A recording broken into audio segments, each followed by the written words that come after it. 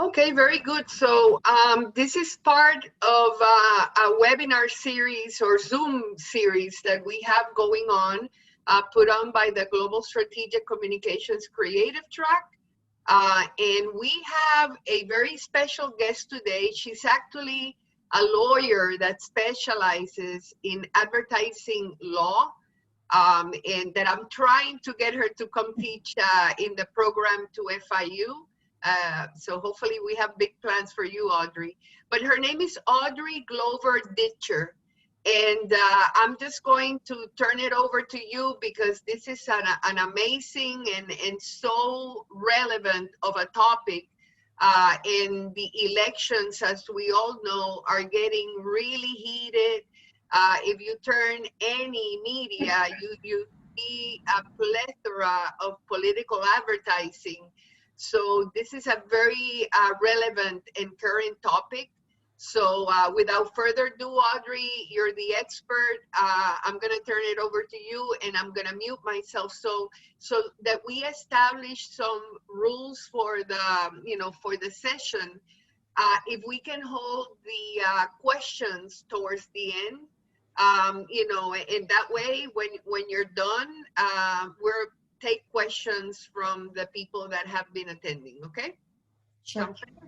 Very good. So I'm gonna mute myself. You can get started. Thanks. I'm going to share my slides. And here we go. Did that work? There we go. Can everybody see my slides? Yeah? Okay.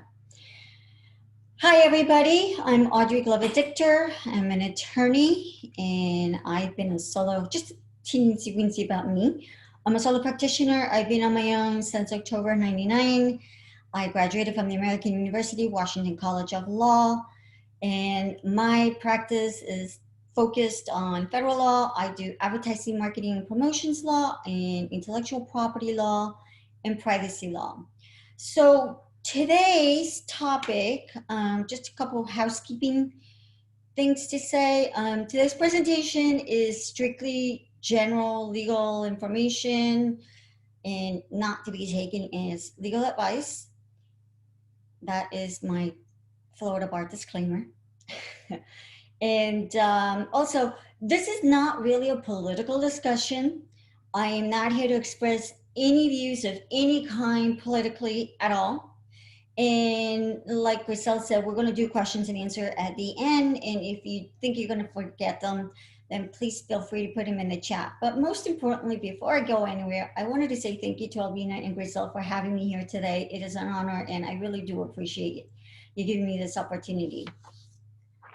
So I'm going to start with consumer advertising. This is what I do. And consumer advertising is advertising, marketing, promotions law. And basically, it is protection of the consumer against false, misleading, deceptive, fraudulent advertising. So unsubstantiated claims, which means it's fraudulent, it's false. So in the world of consumer advertising, everything you put out must be truthful, and you have to have support for it.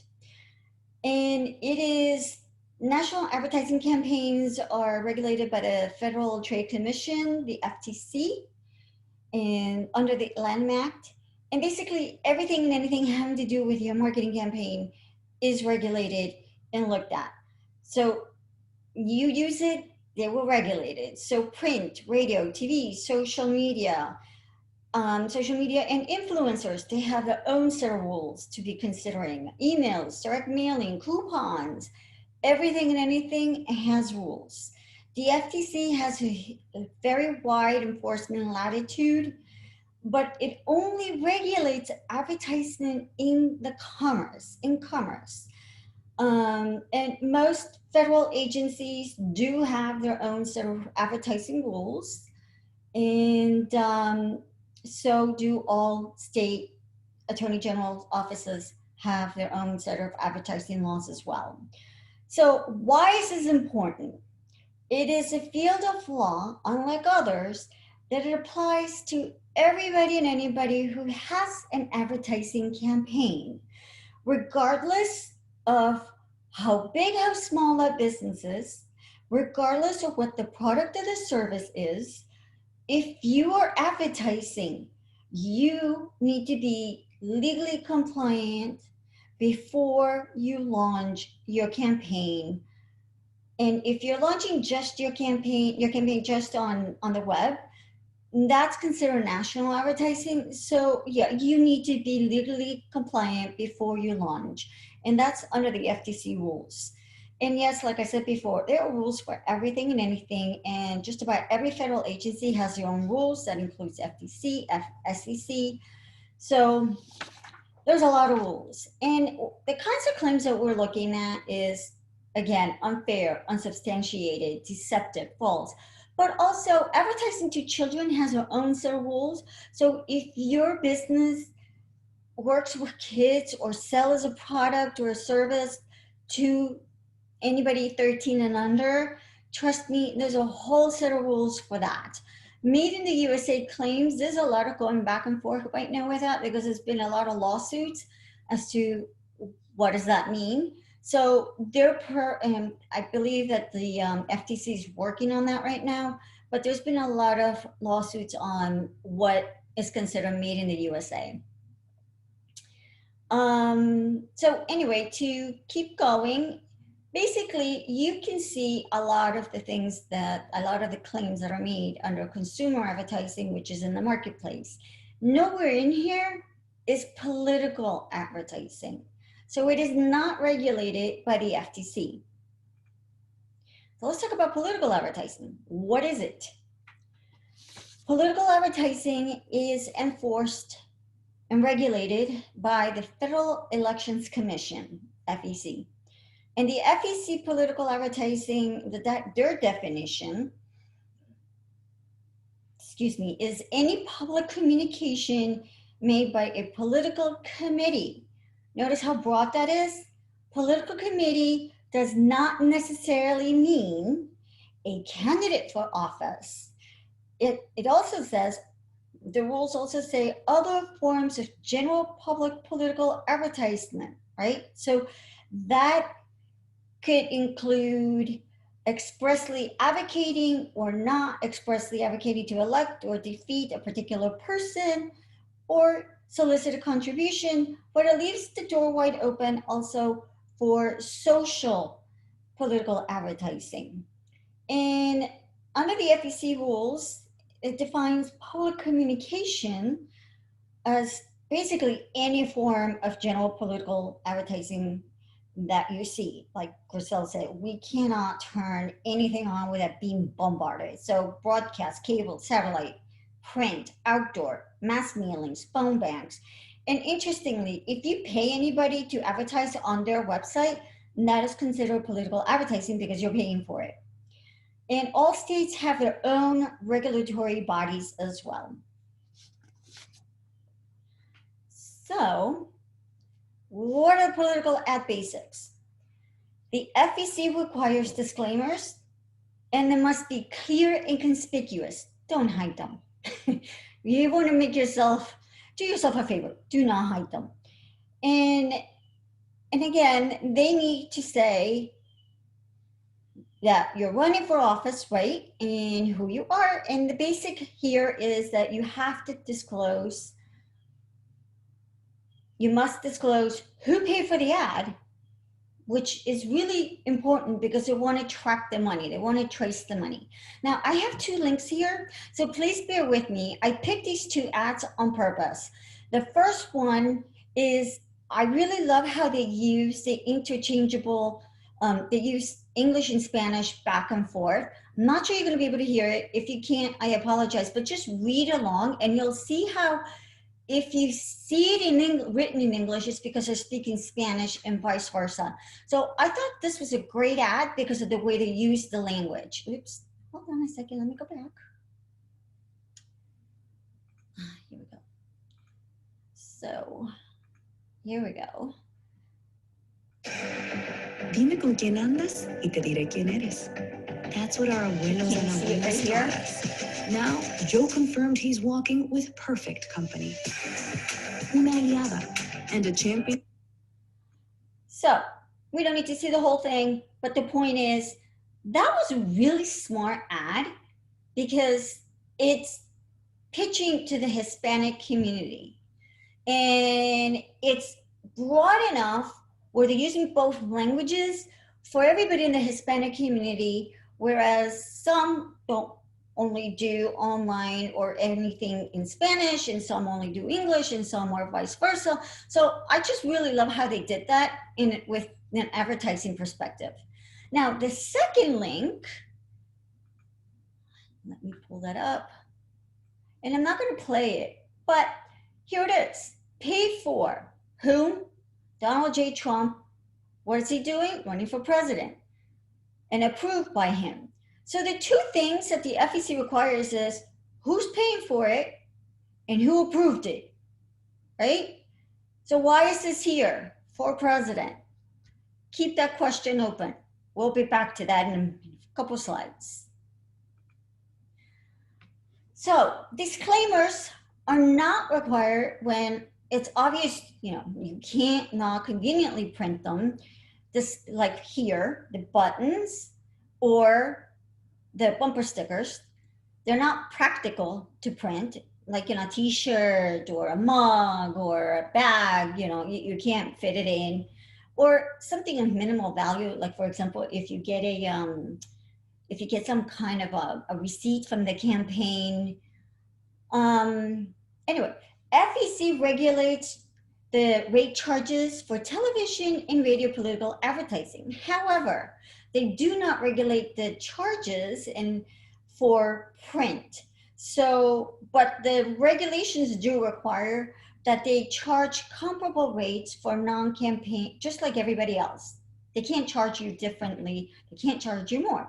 Maybe if you're a good negotiator, you can get it for less, but they can't make you pay more. And this is important. State campaign laws are not preempted by federal law. So that's basically says that the FEC law is just a floor, not a ceiling, okay? So that means that states can add even more restrictions to political ads than the federal law does. And since we're in Florida, here we go. I looked this up, and as you can see, the disclaimer has the requirements just like the federal. Who paid for it? Who approved it? What party affiliation is an extra requirement in Florida, and what office are you seeking? So going back to the Trump ad, where he said for president, this is to be compliant with state regulations. And there's plenty of states who have different rules. And as you can imagine, 50 states, a lot more regulations, right? And again, that covers all types of communications, just like the federal rules do. The biggest difference is the timing. Every state has particular timing regulations when it comes to what ads can run when. So if it's like right now, we're getting bombarded because we're 45 days out, 44, I think it's 43 days out now.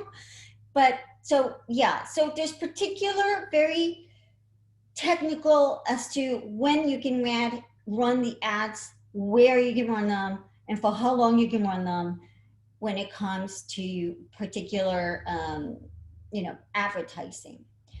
In Florida, we have the particular rule where if you spend $5,000 or more, then you are required to file special reports on how much you spent and how you spent it and all the technicalities of what you spent and how.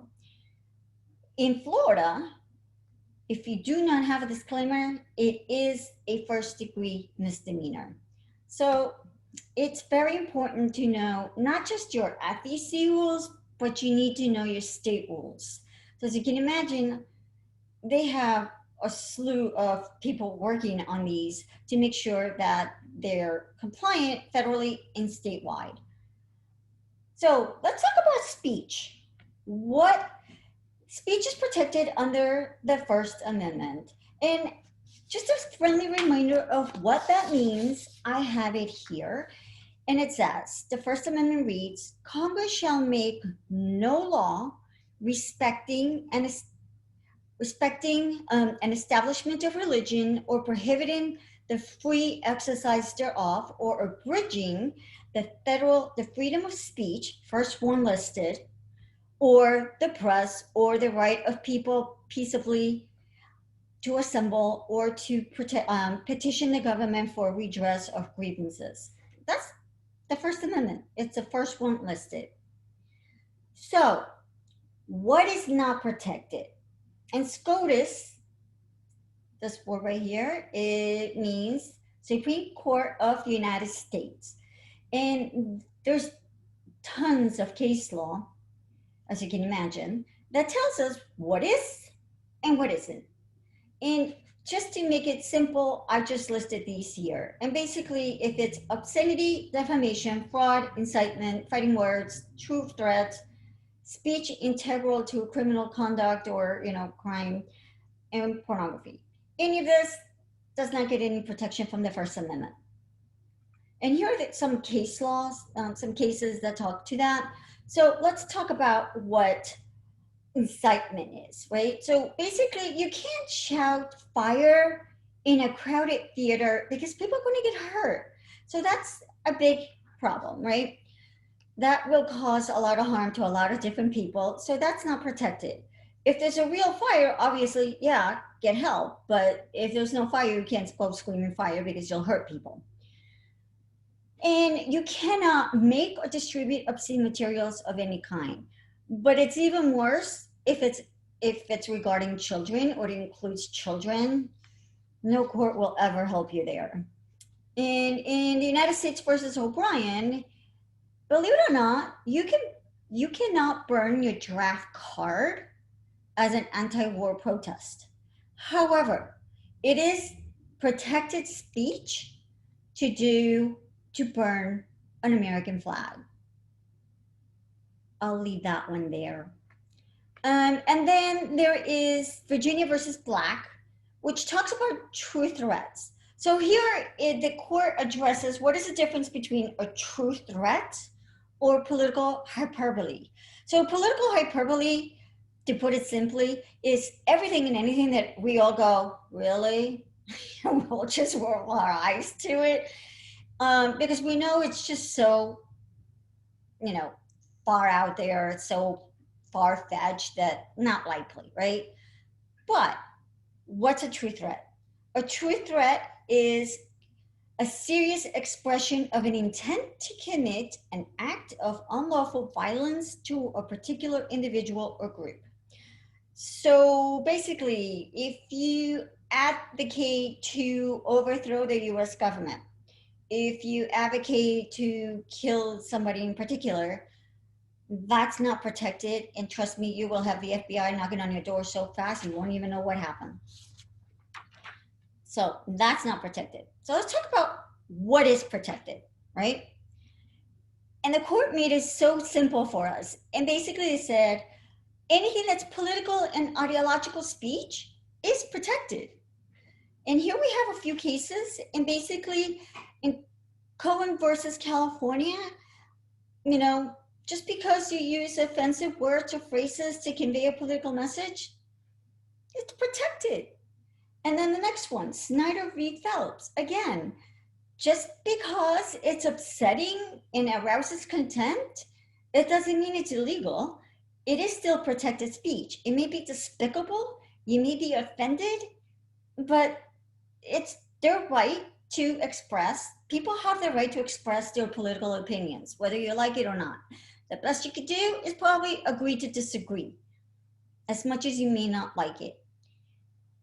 New York Times v. Sullivan talks about libel, and here is about a public official trying to sue the newspaper because they thought that they printed something that was libel. But the bottom line is, when you're running for office, you're a public official. So the truth is, you have to prove actual malice. You have the intent to actually hurt this person instead of just, regular libel is a different standard, it's a different test. So you know, if you don't have, if you cannot prove actual malice in your public figure, you're probably not going to win this, you know, a libel lawsuit. In US versus Alvarez, this probably answers a lot of people's questions. Falsity alone may not be enough to exclude speech from the protection of the First Amendment. There's nothing in the law that says it has to be truthful. And define truthful, which becomes highly objective. Truthful based on what facts? Whose facts? Who do you believe? Because everybody has their own set of facts, right? So the question, so again, fake news is protected. Fake facts are protected. Whether you believe it or not, that's a whole different issue. But everybody has a right to make their own political opinions known.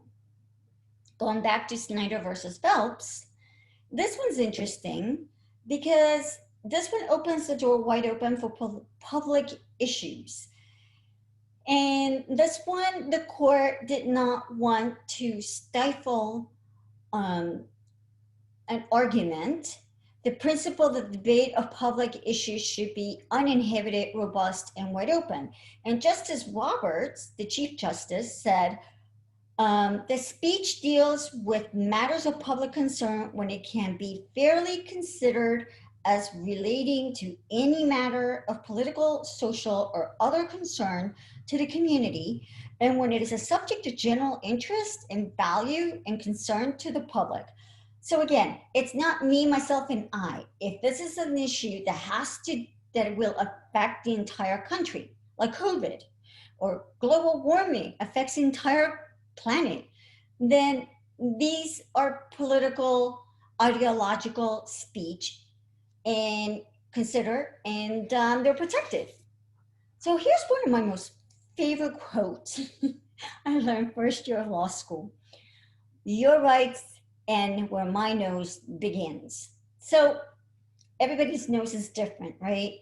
And we all have different thresholds for what we're willing to accept.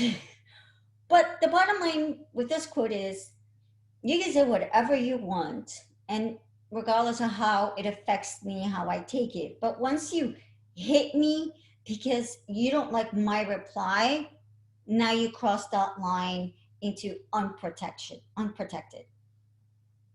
I wanted to share some artwork that I found fascinating.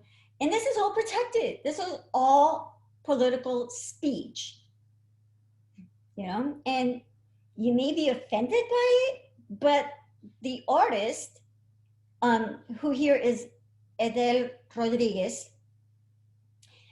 they have a right to their own political opinion, and this is how they express it. And here are some on social issues speech. I like this one on the guns, you know, the NRA and the opioids. You know, people have a right to, you know, mention how they're anti-NRA or anti-opioids. And then you have the one in the middle is, you know, stop using religion to justify hate. And that was an LGBTQ advertisement. So, but notice how they also have the gun. So that's also an anti-gun, anti-NRA ad as well. And some of and so you can see this one in the very corner, the bottom right corner, you can see a little square that tells us who it is. And then for the cartoon, you can see who made it. And then moving forward to the other side of the slide, you see end racism. And that's a t-shirt. And that doesn't need to have a disclosure. And then this one, the bottom, the one underneath it, it says, that's a climate change. We're running out of time. So act before it's too late. Unfortunately, I apologize. I cut out the little who, because that is a print ad.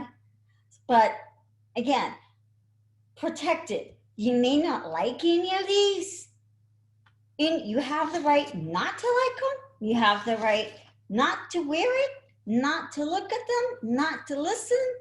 but you can't stop it. So let's talk about social media. Because interestingly, social media in political campaigns has grown like astronomically. And you can see the red line tells you where the money goes, right? So you can see how much money they increased or they decreased, but the spending has gone up dramatically for social media ads. And this is, between 2016 to 2020. Of course, I don't have numbers for this year, for this political campaign this year, because we're still in it. So those numbers are not going to come out until probably the end of the year or early next year. But social media has become major venue to reach out, particularly to the millennials and to the younger crowd who live on social media. And as you can see, as of last year, these are part of the numbers from 2018, basically. And you can see that Instagram was a major player in social media spending. Now, here's something really interesting. The Obama campaign was the first presidential campaign to actually use social media as a major component of their marketing campaign. And they did that on purpose because they realized that they needed to reach out to the millennials. They needed to reach out to the 18-year-olds and to the millennials. And of course, they used all other social media, all other platforms for advertising, but to reach everybody in the country.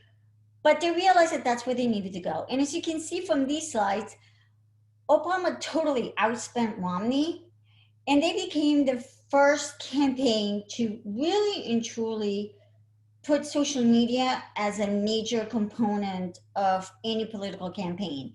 And I thought that this one, the tweets per minute in the Obama campaign, it's 60,000 tweets per minute. Can you imagine the huge marketing budgets and especially the huge marketing staff that they must have to able to reach 60,000 tweets per minute, right? So that's pretty huge. And my next slide is this one. Justice Stewart, I really love how he puts this into words. Censorship reflects a society's lack of confidence in itself.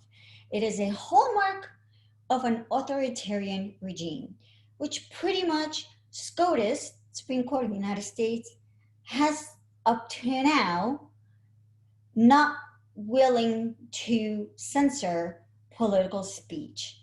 There haven't been. Hopefully that won't change, because as the court changes, things do change. But again, one of the main things about the Supreme Court is the protection of political speech, which is blatantly written into the First Amendment. So here are the top tips for today. Advertising and commerce falls within advertising, marketing, promotions law, enforced and regulated by the FTC, other federal agencies, and state attorney general's offices. Political advertising falls within First Amendment protections, and it's freedom of speech. And just a quick reminder of what's not protected: biting words, incitement, obscenity, true threats, and burning your draft cards. Protected speech under the First Amendment, it doesn't matter how offensive it may be to anybody in particular, it's still protected because, again, we all have the legal right to state our minds and to be politically active. FEC and state rules require disclosures. They regulate timing of advertising, and most importantly, they regulate the finances of the campaigns, which I didn't get into because it's not relevant here. But the majority of the point of the FEC and all the electoral regulatory bodies is the financing of the campaigns. And the FEC in the states cannot regulate the content of political ads. That's not written into any state laws as of now that I know of. So thank you so much for coming today and for giving your attention. The top tips, as you can see, they're listed on my website. Feel free to go to advertisinglaw.legal and then click on top tips and you'll see it listed there, and feel free to download them. And I am open for questions. No, thank you very much. That was very, I think the most chilling thing that I saw there is how fake news is totally protected, I know, right? By the law. So I'm going to stop sharing my screen. No, here we go. There we are. And I am open for questions if anybody has any. Actually, I have a question that may not be necessarily politically driven, just to get the state of how the FTC or FCC regulates cable television, because it used to be that particular industry had so many lobbyists, that basically got the government away from regulation. But what's happening, as we all know, with the internet kind of infringing into cable television and all the content, what's happening in that space right now in federal regulation of cable? Are we talking FTC or FEC? Because remember, the FTC regulates the content, FEC regulates the timing and making sure that you have your disclosures, but not what is said. So again, you can post it anywhere that you want, including cable, that is included. And they don't control, the FEC cannot control as to like the cost of, they only control, hold on a second. They only control like regular TV and regular radio, the cost for that. But they can't control the cost of advertising in everything else. So that comes under, again, you can't charge more than everybody else, like the print. So, but it's still protected. And again, nobody can regulate the content, no matter how despicable it might be. No, and coming from media myself, I know there's something called a political rate card. And technically what that means is that, you have to charge all political candidates, as you were saying, the same rate, no more, no less. There's a question that came through the Zoom group chat, and it said, also interesting, I wonder what you think about Trump's use of Twitter. Is it private speech, a public forum, advertising, something else? There's a pending lawsuit about his blocking people. And that came from Christine. Yeah, no, I read about this. Basically, because of his title as President of the United States, and it is a federal, it's considered a federal government account. Okay, so you can't use federal government accounts for political purposes. So technically, the federal government cannot block people. And because this is a federal account, because it's a POTUS account, right? It's President of the United States, not him personally. If it were him personally, he can block whoever he wants. But because it's POTUS account, he technically can't. And if there's advertising, there's a lot of gray area there. I think that, again, this is not a political statement at all. It's just that the whole way that, this campaign and this year, the 2020 year, it's reshaping the way we live, we think, we behave.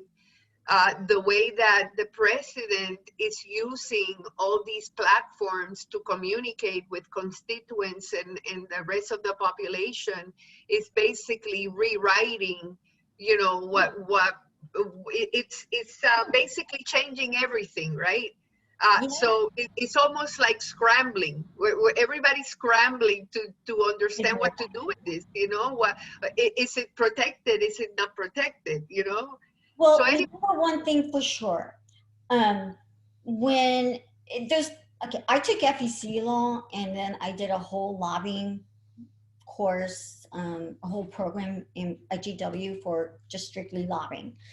And the biggest thing to understand is that anything having to do with political advertising cannot, in any which way whatsoever under the law currently, can be paid for or happen on federal land like the White House. The White House cannot be used for commercials because it is everybody's White House. It is not his White House, right? So technically, when they did the Republican acceptance speech at the White House, well, according to the rules that I was taught, that was a big no-no because it didn't separate campaign from public-owned lands or the government. You have to separate government from campaigning.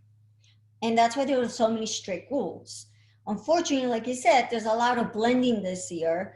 And that's why, the race to put another justice in the Supreme Court is going to be, it's going to determine a lot of these gray areas in one way or the other.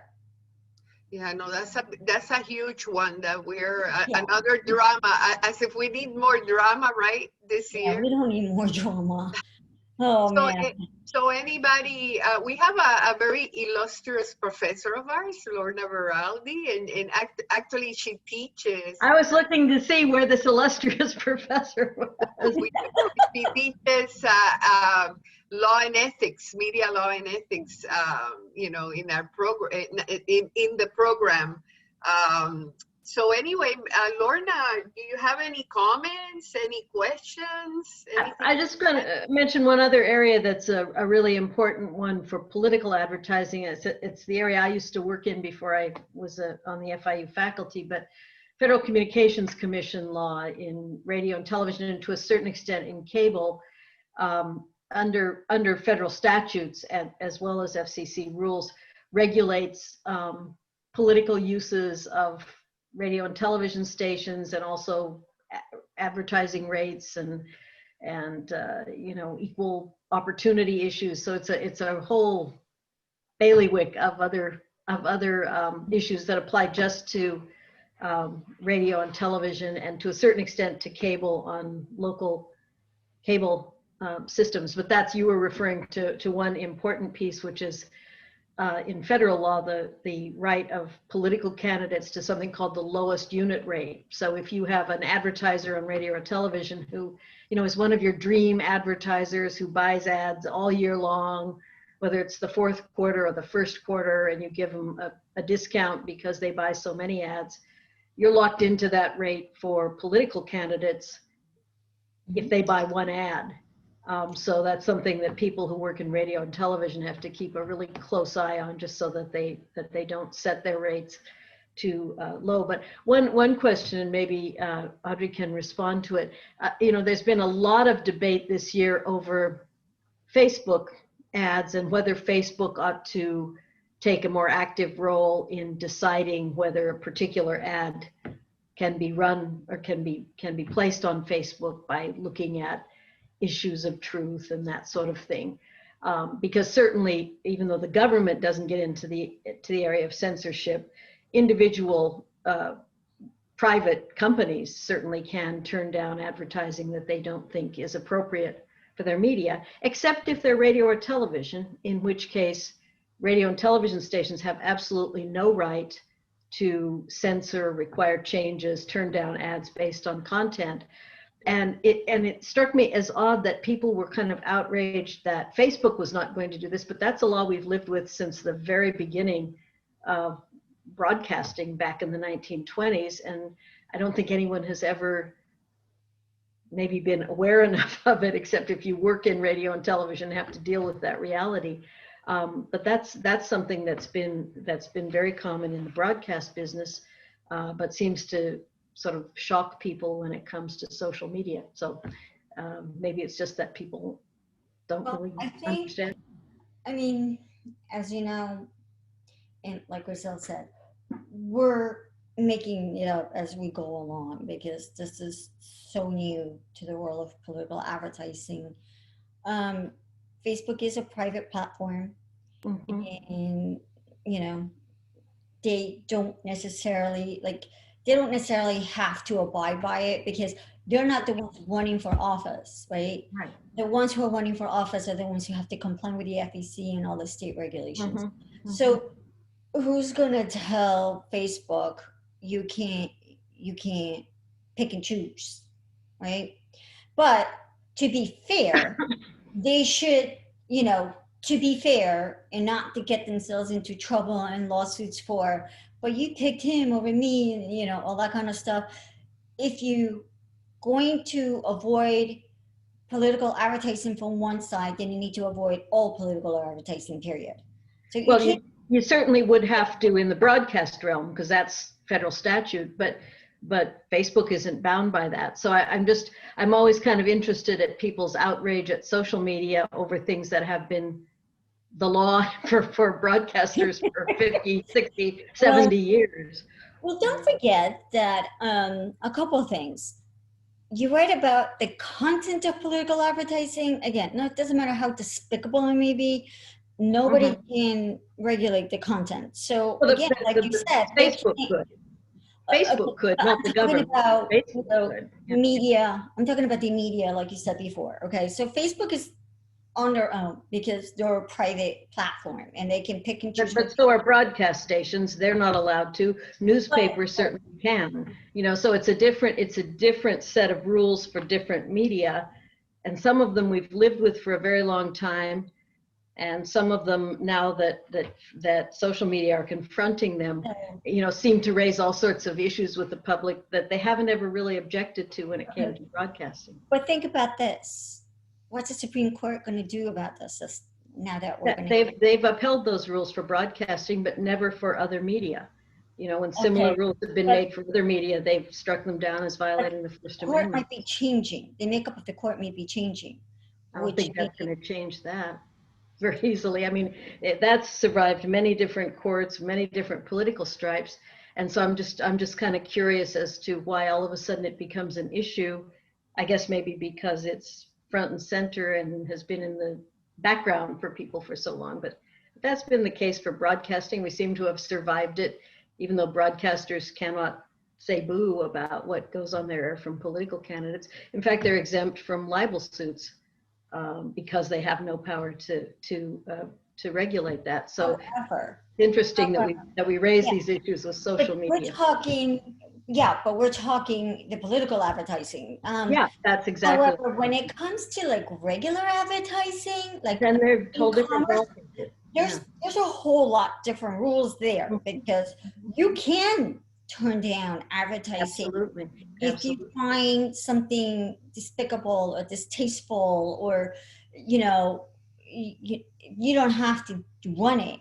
Whereas Right. political advertising, you have to run it, period, whether you You like it do or on not. broadcasting for sure, but I Right. don't think that applies to any other media besides radio and television and cable with respect to its local systems. But as I say, for newspapers, for magazines, for mailers, for internet, those rules haven't applied because the scarcity rationale doesn't apply to them. So it's just interesting that we have different sets of rules, and I think No, that is, and also it may be because of the use of signals and airtime, well, which is that's the whole point. Yeah. Whole yeah. reason. So Yeah. because we own the airwaves, technically, it belongs to all of us. Because we So said we do, right? a question. What happened this year that we're getting so many texts and calls politically related, which is true. I mean, Mhm. my phone is ringing off the hook. Do You we have have the right to privacy, most definitely. And if you don't want to get those, what I do, because I'm sick and tired of them, I just reply stop. And that's it. You're supposed to get off that list for the If text. they're ethical, they Yeah, also well, that's a whole other another kind of conversation, word. ladies, okay? And I think that for political advertising, actually the do not call lists don't apply, right? You cannot exclude political candidates Apply, from period, do not call lists. with So that and for commerce. But I understand, who but I mean, there are knows that? different rules that apply, so. Okay, so you know how many times I've gone onto the FTC page to sign all our phone numbers and I Right. still get garbage calls? Of course, So, but some of them are illegal, but the ones from political candidates, we cannot stop because of the public interest in free speech around politics. So those cannot be put on do not call lists. They are not bound by those rules. So it's an interesting different world. ways of, you know, like everybody has a different way of